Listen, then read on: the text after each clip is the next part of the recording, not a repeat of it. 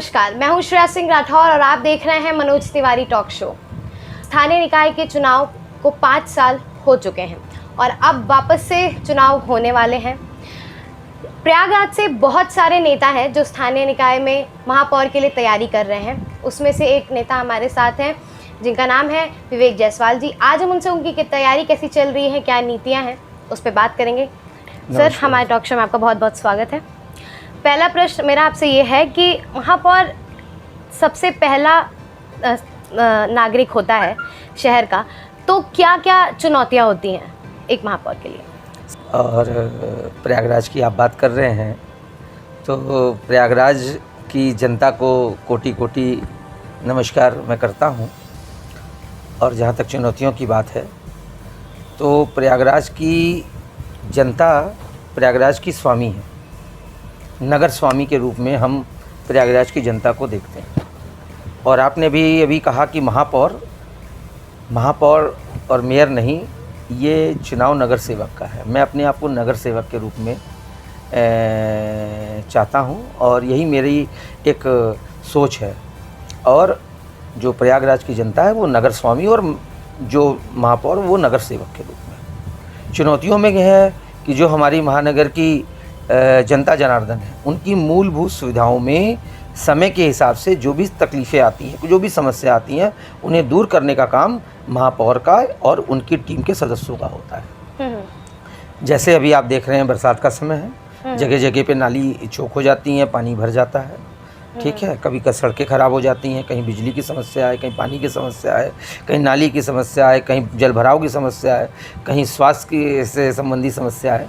तो ये सारी समस्याएं जो भी आ जाती हैं, कुछ प्राकृतिक होती हैं, कुछ अप्राकृतिक होती हैं। तो समय के हिसाब से जनता को बेहतर रूप से अपनी सेवाएं देना ही नगर सेवक का काम है।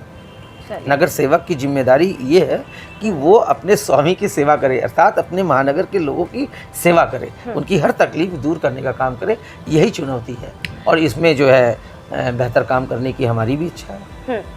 आप बीजेपी से महापौर की तैयारी कर रहे हैं और इस वक्त जो महापौर है वो भी बीजेपी से हैं। आपकी दावेदारी कैसे मजबूत होगी? देखिए, ये आप बिल्कुल सही कह रही हैं कि जो वर्तमान में हमारी महापौर हैं वो मैं उनका बहुत सम्मान करता हूं और उन्होंने 10 साल इस जिम्मेदारी को बेहतर रूप से निभाया है और उन्होंने इस 10 सालों में प्रयागराज के लिए काफ़ी काम किया है, ऐसा नहीं है। और चूँकि हमारी ही पार्टी से हैं तो हम यही चाहेंगे कि हमारी महापौर जी ने इतना बेहतरीन काम किया है तो पार्टी उन्हें और ऊंचे पद पे भेजे। और मेरी शुभकामनाएं हैं उन्हें कि वो और ऊंचे पद पे आसीन हो और बड़ी जिम्मेदारी उनको मिले। मतलब आप नहीं बनना चाहते महापौर? नहीं, मैं ये कह रहा हूँ मेरी महापौर जी जो जिन्होंने 10 साल हमारे प्रयागराज के लोगों की सेवा की है, उनको पार्टी और ऊंचे स्थान पर पदोन्नति करे, उनको और सम्मान देने का काम करे और उनको आगे और प्रमोशन देने का काम करे। ये मैं चाहता हूँ ताकि आपकी जगह बन पाए। ये हमारी जगह क्या, कोई भी हो सकता है। पार्टी इसका निर्णय लेती है कि कौन व्यक्ति कहाँ पे आएगा, वो तो पार्टी निर्णय लेती है। और रहा हम लोग का सवाल, हम लोग तो एक छोटे से कार्यकर्ता हैं और कार्यकर्ता होने के साथ कार्य कर रहे हैं। यदि पार्टी कोई जिम्मेदारी देगी तो उसे स्वीकार करेंगे और नहीं तो जहाँ हैं वहीं बहुत अच्छे हैं और सेवा करने के लिए किसी पद की आवश्यकता नहीं। जो कर रहे हैं ठीक है, बढ़िया, अच्छा, सुंदर है। अच्छे विचार हैं आपके। और मतलब तो अगर आप इस तलाश में तो ज़रूर हैं, होंगे या हैं कि अगर ओबीसी रिजर्व हो जाए तो आपके लिए अच्छा हो, आपकी दावेदारी मजबूत हो। देखिए, मेरा नाम विवेक जायसवाल है। जायसवाल समाज बैकवर्ड में भी आता है और एक व्यापारी भी वर्ग में आता है। तो ये बैकवर्ड होना ना होना ये तो ऊपर के लोग ही इसे डिसाइड करते हैं और जो भी होगा देखा जाएगा। यदि बैकवर्ड करती है, क्योंकि काफ़ी दिन से बैकवर्ड नहीं हुई है महानगर की सीट पे महापौर की, तो यदि बैकवर्ड करती है तो मैं उसमें आता हूँ। और यदि आता हूँ तो यदि पार्टी को उचित और सही लगेगा कि मैं उनके अनुरूप बेहतर हूँ और अपने प्रयागराज की जनता जनार्दन की सेवा बेहतर कर सकता हूँ तो वो मेरा नाम आगे करेंगे, नहीं तो कोई बात ही नहीं। बेहतर काम होना चाहिए, इस पे हमारा विश्वास रहता है। बिल्कुल। अगर बीजेपी की बात हटा दें, अगर मान लीजिए कि आप चुनाव लड़ते हैं और बीजेपी की बात हटा दें, तो आपका व्यक्तिगत क्या योगदान रहा है जनता के लिए, या महापौर से अगर आप लड़ना चाह रहे हैं तो जनता के लिए आपका क्या क्या योगदान रहा है? पर्सनल चीज़ें क्या हैं आपकी अगर बीजेपी को हटा दे तो? देखिए, जनता आज पहले की अपेक्षा बहुत जागरूक हो चुकी है। जी। शिक्षा में भी धीरे धीरे काफ़ी परिवर्तन आया है। इसके अलावा मीडिया के माध्यम से भी जनता के बीच में कोई भी न्यूज़, कोई भी खबर बहुत जल्दी पहुंच जाती है। आज जनता ये चाहती है कि हमारा जो भी प्रतिनिधि करे क्षेत्र का, वो एक पढ़ा लिखा व्यक्ति हो, अच्छा व्यक्ति हो, साफ़ सुथरा व्यक्ति हो, तो ये जनता चाहती है। दूसरी बात रहा मेरा सवाल, मेरे पास जितना ज्ञान है, अनुभव है पीछे का, मैं जिला योजना का मेंबर भी 5 साल रह चुका हूँ और पीछे पार्टी के भी पद पे रहा हूँ। तो जो भी मेरे पास अनुभव है, जो भी मेरे पास शक्ति है, जो भी मेरी क्षमता ईश्वर ने जो मुझे प्रदान की है और जो पार्टी मुझे प्रदान करेगी, उस नाते हम बेहतर से बेहतर काम अपनी प्रयागराज की जनता के लिए करेंगे। बस यही हम कह सकते हैं। चलिए, अगर प्रयागराज की राजनीति की बात करें तो फूलपुर के सांसद और उप मुख्यमंत्री से आपके बहुत अच्छे संबंध माने जाते हैं, तो मैं ये मान के चलूँ कि उनकी तरफ से आपके लिए हरी झंडी है? देखिए, माननीय सांसद जी वो मेरी पड़ोस में ही रहती हैं, मेरी माँ के समान हैं, उनसे बहुत प्यार स्नेह मिलता है और माननीय उप मुख्यमंत्री जी का भी बहुत प्यार स्नेह मिलता रहा है हमें। मगर ये चीज़ें ऊपर के लोग डिसाइड करते हैं, जो भी पार्टी आदेशित करेगी हम उसका पालन करेंगे। बस यही मैं कह सकता हूँ। अगर बीजेपी की बात करें तो पिछले 2 बार से बीजेपी की महापौर थी, तो क्या लग रहा है आपको इस बार भी बीजेपी से ही कोई होगा या फिर समीकरण पलट सकता है? देखिए, जिस हिसाब से हमारी पार्टी ने जनता की सेवा की है, हर कदम पे सेवा की है, हर जगह सेवा की है, हर तकलीफ में जनता के साथ खड़ी रही है, तो जनता का विश्वास बीजेपी पार्टी से कई गुना ज़्यादा बढ़ा है। आप उठा के देख लीजिए, अभी पीछे 2 साल कोरोना से काफ़ी जनता को तकलीफ़ें आईं, मगर हमारी पार्टी का एक एक सदस्य ने लोगों की घर जा जा के सेवा की है, लोगों को राशन पहुंचाया, उनके तकलीफ़ों में खड़ा रहा है, उनको दवाई पहुंचाई है, उन्हें गैस सिलेंडर पहुंचाया, राशन पहुंचाया, मैंने कुल मिलाकर के हमारे लोगों ने काम किया।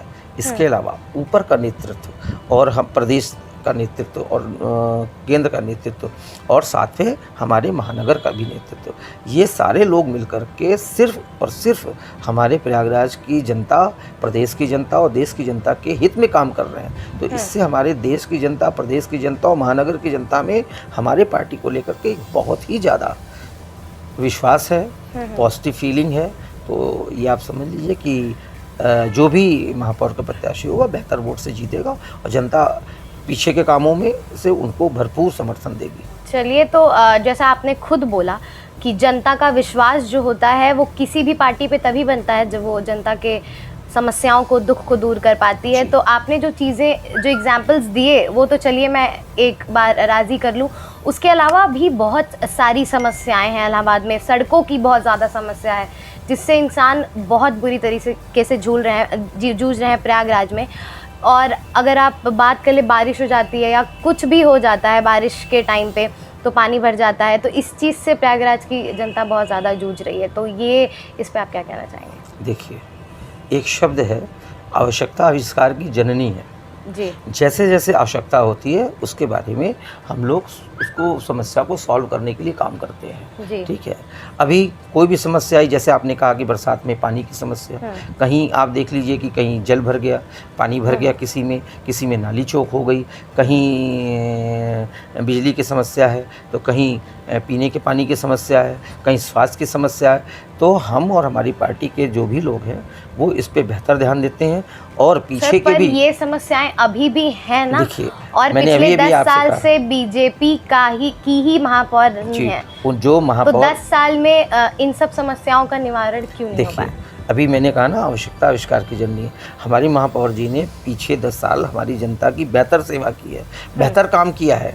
और ये दिन पे दिन और भी यदि कोई दिक्कतें आती हैं तो हम लोग उसे और बेहतर रूप से जनता के लिए अच्छे से अच्छा काम करने की कोशिश करेंगे। चलिए, अभी नगर निगम के क्षेत्र बढ़े हुए हैं, गंगा पार, यमुना पार, तो क्या लग रहा है आपको समीकरण उल्टेगा? मतलब क्या विचार है? जो भी क्षेत्र बढ़ा है वो नगर निगम में आ गया है। नगर निगम में आने से उस क्षेत्रों में जो भी हमारी जनता की आवश्यकताएं हैं, जो भी जनता की मूल ज़रूरतें हैं, जहाँ पे जिस चीज़ की कमी है, और हम और सरकार के साथ मिलकर के उस क्षेत्र को बेहतर से बेहतर करने का काम करेंगे। उस क्षेत्र की जनता के लिए जो बेहतर सुविधाएं उपलब्ध होंगी वो हम कराने का काम करेंगे। अब अगर हम नगर निगम के टैक्स की बात करें तो वो तो थमने का नाम नहीं लेती, हर साल ही वो बढ़ती जाती है। लेकिन अभी भी, जैसा कि मैंने आपसे अभी भी डिस्कस किया, पूछा कि अभी भी लोग मोहल्ले में पानी की, नालियों की, सड़क की समस्याओं से जूझ रहे हैं। तो इस पे आप क्या कहना चाहेंगे? देखिए, हमारे कोई भी महानगर ले लीजिए, 70% जनसंख्या वो गलियों में रहती है, 30% वो सड़कों पे रहती है। तो सड़कों से ज़्यादा समस्या या तकलीफ़ें गली में है। इसका मुख्य रूप से काम है कि हमारी महापौर जी ने बहुत ध्यान दिया स्वच्छता के लिए। हमारे प्रधानमंत्री जी के संदेश को उन्होंने आगे तक पहुंचाया साफ़ सफाई के लिए, और जो कमियां हैं उसको हम लोग और बेहतर आने वाले दिनों में करेंगे। उन्होंने बहुत काम किया, जो कुछ बचा है या जो और बेहतर हो सकता है हम करेंगे समय के हिसाब से। मगर आप पहले की अपेक्षा उठा के देख लिए, आज से 10 साल पहले कि हमारे सड़कों की क्या स्थिति थी, हमारी गलियों की क्या स्थिति थी, हमारी बिजली की क्या स्थिति थी, हमारी पानी की क्या स्थिति थी, हमारे जल भराव की क्या स्थिति थी, हमारी स्वास्थ्य की क्या स्थिति थी। उसमें बहुत ज़्यादा बेहतर हुआ है, बहुत ज़्यादा बेहतर काम हुआ है जनता के लिए। पहले के चुनाव, आपको मैं बताऊँ, कुछ साल पहले के चुनाव बिजली और पानी पर लड़े जाते थे। आज बिजली पानी की कोई समस्या नहीं है, हर घर में बिजली आ रही है, हर घर में पानी आ रहा है। अब ये समस्या नहीं रह गई। माननीय प्रधानमंत्री जी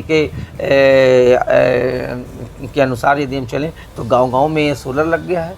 तो बहुत काम हुआ है, बहुत प्रगति हुई है, बहुत विकास हुआ है, और जनता इसको पसंद कर रही है, ऐसा नहीं है।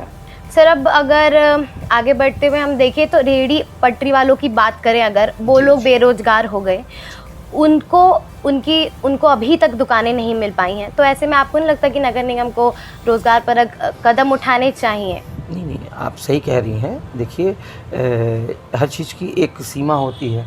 नगर निगम के पास जितनी भी सीमा थी उस हिसाब से उन्होंने दुकानें अलॉट की हैं। और जो लोग, सर, दुकानें अलॉट नहीं सर, दुकानें अलॉट हुई ही नहीं हैं या बहुत कम हुई हैं। बहुत सारे लोग ऐसे हैं जिन्होंने पैसे जमा किए हैं और उनको अभी तक एग्रीमेंट हुआ था, उस एग्रीमेंट के हिसाब से जिन्होंने भी पैसे जमा किए हैं, जितनी भी राशि होगी, लेकिन उनको अभी तक दुकान नहीं मिला है। जी, आप बिल्कुल सही कह रही हैं। कुछ लोगों को तो मिलना आप स्वीकार करती हैं ना, तो जिन लोगों को मिल चुका है वो ठीक है, जिनको नहीं मिला उनके लिए आगे प्रयास करेंगे, उसके आगे काम करेंगे। जिन लोगों को मिला, अब जैसे कोई भी आप पॉलिसी आती है, उसमें मान लीजिए 1000 लोग फॉर्म भरते हैं, तो जितनी संख्या में है उतना दिया जाता है, बाकी के लिए आगे की योजना होती है। तो जिनको मिल चुका है वो लाभान्वित है, जिनको नहीं मिला उनको आगे लाभ देने का काम करेंगे। ठीक है, किसी भी हम महानगर की जनता को नाराज नहीं होने देंगे, उन्हें पीछे नहीं आने देंगे। उनको बेहतर से बेहतर उनके लिए काफी टाइम हो गया, और ऐसी एग्रीमेंट की ही क्यों गई कि वो जरूरतें पूरी नहीं हो पा रही हैं अभी तक? नहीं तो अभी देखिए, आप उठा के देखिए, 2 साल हमारे कोरोना में खाली हो गए। तो ये है, समय के हिसाब से जो भी बेहतर से बेहतर हो सकेगा हम अपने जनता के लिए, चाहे वो किसी भी वर्ग के हों, उनके लिए काम करेंगे। जो भी उनकी मूल आवश्यकताएं हम अवश्य पूरा करेंगे। चलिए, अब अगर बात करें तो आप चुनाव लड़ रहे हैं, हो सकता है कि आप महापौर बन भी जाएं, तो आपकी क्या योजना है जनता के लिए अभी? देखिए, आपने कहा कि आप चुनाव लड़ रहे हैं। मैंने इसलिए पूछा कि आजकल के नेताओं का 5 साल फीते काटने में और मुख्य अतिथि बनने में चला जाता है, तो इसलिए मैंने पूछा कि आपकी क्या योजना है? मैंने आपसे पहले भी कहा कि महानगर की जो जनता है वो नगर स्वामी है, और मैं अपने आप को नगर सेवक के रूप में प्रेजेंट करना चाहता हूँ, पहली बात।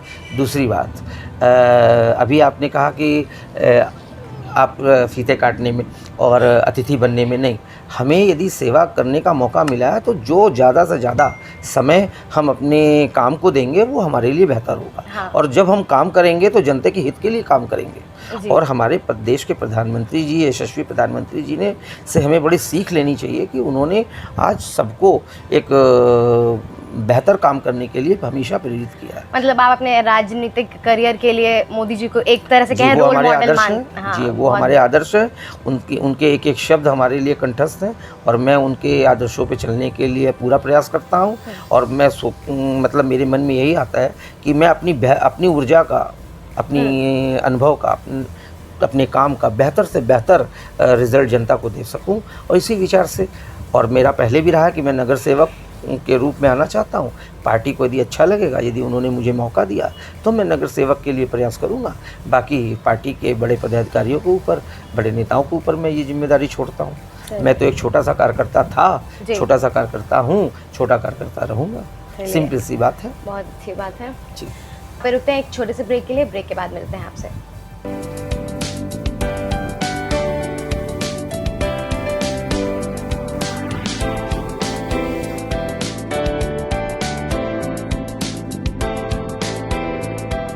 ब्रेक के बाद आपका स्वागत है। मैं हूं श्रेया सिंह राठौर। जैसा कि आप देख रहे हैं, हमारे साथ हैं प्रयागराज से महापौर की तैयारी कर रहे विवेक जायसवाल जी। तो अब अगला सवाल ये होगा मेरा आपसे कि 74वें संविधान संशोधन की लागू होने वाला था, वो नहीं लागू हुआ। उससे महानगर की जो सुविधाएं हैं नहीं मिल पाई प्रयागराज वासियों को। अभी भी ऐसी चाहत है कि वो लागू हो जाए। तो अब इलेक्शंस आने वाले हैं, क्या चाहते हैं आप कि लागू हो जाए, हो जाना चाहिए या नहीं? बिल्कुल होना चाहिए। प्रयागराज की जनता के हित में जो भी काम है वो ज़रूर होनी चाहिए, और यदि उसके अंदर कोई रुकावट आ रही है तो हम लोग उस रुकावट को दूर करके बेहतर से बेहतर काम करेंगे। यदि हमें मौका मिलता है तो माननीय मुख्यमंत्री जी से मिल करके बेहतर से बेहतर जो भी योजनाएं होंगी हम अपने महानगर की लेकर के आएंगे। जैसा कि आपने खुद कहा कि जनता के सेवक हैं आप, महापौर सबके होते हैं, सबके लिए सेवा करने के लिए होते हैं। अगर यहीं प्रयागराज की बात करें तो एक वो पद, एक वो अधिकार जो सबका होता है, जिसको सबके लिए काम करना चाहिए। अगर करैली की बात करें, वहाँ की सड़कों की हालत, जैसे कि मैंने अभी आपसे डिस्कस किया कि प्रयागराज में भी बहुत सारी जगहों पे बहुत ज़्यादा ख़राब रोडें हैं। तो वहाँ पे रोडें इतनी ज़्यादा ख़राब हैं कि लोगों की रोज़मर्रा की ज़िंदगी बहुत ज़्यादा परेशानी से गुजर रही है। तो ये इस पे यहाँ पे ये आरोप नहीं लगता कि यहाँ पे मतभेद हो रहा है? देखिए, ऐसा नहीं है, इसमें कोई मतभेद नहीं है। हमारी महापौर जी और महापौर जी के जो पूरी टीम के लोग बराबर हर क्षेत्र में काम करते रहे हैं। नहीं मतलब हाँ, जनता का ये कहना है कि भेदभाव हो रहा है, इसलिए ये मेरा सवाल है आपसे। नहीं, कोई भेदभाव नहीं है। महानगर का हर सड़क, हर गली, हर मोहल्ला उतना ही प्यारा है जितना कि कोई और, सब बराबर है। इसके अलावा कहीं कुछ यदि कमी आ जाती है तो उसको तुरंत सुधार किया जाता है। सर, सबसे मुख्य सवाल ये होता है कि अगर पिछली साल की बारिश में उन रोडों की हालत वैसी ही थी तो इस साल की भी बारिश में उन रोडों की हालत वैसी ही क्यों है? नहीं, एक साल बहुत लंबा समय होता है रोडों को रिपेयर रोडों को जो जहाँ पे रिपेयरिंग की आवश्यकता थी उसको रिपेयरिंग कराई गई है। अच्छा। और रिपेयरिंग के साथ साथ जहाँ गलियाँ कम चौड़ी थी वो गलियों को चौड़ा किया गया है। जहाँ नालियाँ टूटी फूटी थी उनको नालियों को बनवाया गया है। जहाँ पे नालियाँ जाम थी वहाँ उन नालियों की सफाई कराई गई है। ठीक है, तो ये सारे काम होते हैं, और कहीं भी यदि कोई छोटी मोटी कमियां आ भी जाती तो तुरंत उसको हम लोग युद्ध स्तर पे जाके काम कराने का काम करते हैं। और जो भी कमियां यदि है तो आने वाले दिनों में हम और बेहतर से बेहतर करेंगे। चलिए, बहुत सारे नए ग्रामीण क्षेत्र नगर निगम से जुड़े हैं, उनके लिए क्या योजनाएं, कितना बजट, क्या चीज़ें हैं? जो क्षेत्र जुड़ा है या जुड़ेगा है ना, उसकी भी पूरी जानकारी तो नहीं है। और जो क्षेत्र जुड़ेगा तो एक प्रकार से सोचिए कि उस क्षेत्र के लोगों का सेवा करने का एक और जिम्मेदारी वर्तमान महापौर को मिलेगी।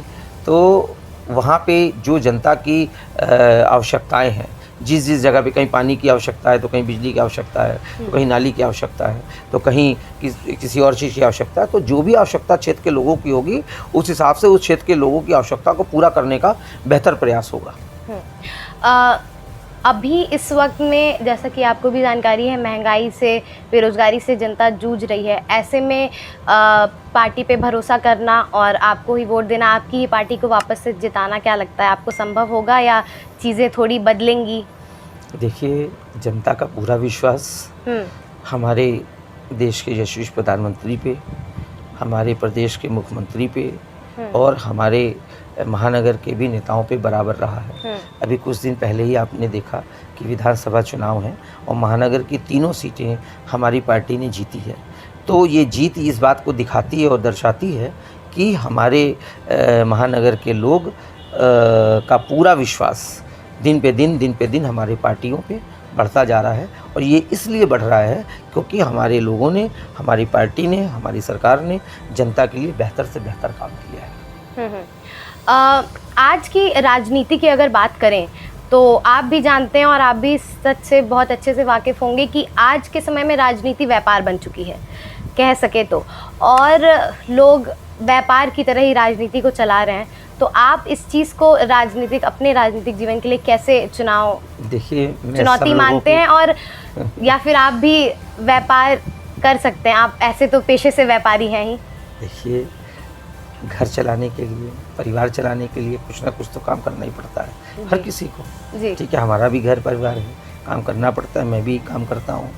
रहा राजनीति का सवाल, मैंने सबसे पहले आपको यही कहा था कि मैं महापौर बनने की इच्छा नहीं रखता, मैं मेयर बनने की इच्छा नहीं रखता। हाँ, नगर सेवक बनने की इच्छा ज़रूर रखता हूँ, यदि पार्टी ने मौका दिया, पहली बात। दूसरी चीज़, हमारे बड़े बुज़ुर्ग, हमारे परिवार के बड़े बुज़ुर्ग स्वतंत्रता संग्राम में रहे हैं और उन्होंने देश के लिए बहुत कुछ किया है जी। जब देश आज़ाद हुआ, हमारे देश के प्रथम प्रधानमंत्री नेहरू जी बने, तो उन्होंने हमारे बाबा जी को बुला करके एक अच्छा पद देने की बात कही। तो उन्होंने कहा नहीं, मैं कोई भी लाभ का पद नहीं लूँगा, और जिस देश को अपने खून से, अपनी मेहनत से सींचा है, ऐसे में हम अपने देश के किसी प्रकार का लाभ लेना पसंद नहीं करेंगे। तो अपने पूर्वजों की ही खून हमारे रगों में भी दौड़ रहा है, और हमारा मुख्य उद्देश्य, हमारी पहली सोच यही है कि हम अपने आपको नगर सेवक समझते हैं और आगे भी समझेंगे, और हमारे क्षेत्र की जनता ही नगर स्वामी है और हमें उसका ध्यान रखना है, उसकी तकलीफ़ों को दूर करना है। बस यही मैं कहना चाहूँगा आपसे। आज के टाइम में जनता और प्रतिनिधित्व के बीच में जो संवाद गैप बन रहा है, कम्युनिकेशन गैप बन रहा है, कैसे कैसे उसको पूरा किया जाएगा, कैसे सही होगा? देखिए, कभी भी कोई भी तकलीफ़ किसी को भी हो सकती है, तो ऐसे के समय में यदि मुझे मौका कभी मिलता है तो मेरे पास कोई भी व्यक्ति अपनी तकलीफ़ लेके आ सकता है, और उसका पूरा ध्यान रखेंगे और कोशिश करेंगे उसको बेहतर तरीके से जल्द दूर करने का काम करें हम।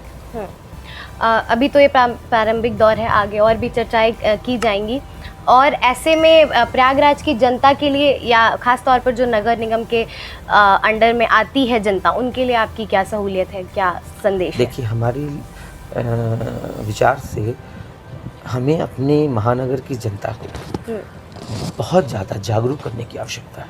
किन चीज़ों में? देखिए, सबसे बड़ी बात यह है कि वो है साफ़ सुथरा माहौल, स्वच्छ माहौल, स्वच्छता का संदेश जो हमारे देश के यशस्वी प्रधानमंत्री देते हैं। ये स्वच्छता कैसे आएगी? स्वच्छता हर व्यक्ति को पसंद है, हर व्यक्ति चाहता है जब वो घर से बाहर निकले तो उसको सब कुछ साफ़ सुथरा मिले, सब कुछ बिल्कुल चमकता हुआ मिले, मगर उसका अपना व्यक्तिगत कितना योगदान है, इस पर वो ध्यान नहीं देता। तो हमारी पहली प्राथमिकता होगी कि हम अपने महानगर की जनता को जागरूक करें स्वच्छता के लिए। दूसरी, बिजली पानी को दुरुपयोग नहीं होना चाहिए, जो कि हम लोग देखते हैं अक्सर लोग दुरुपयोग करते हैं। यदि हम दुरुपयोग को रोक लें तो हमारे लिए बहुत बड़ी बात होगी, ठीक है।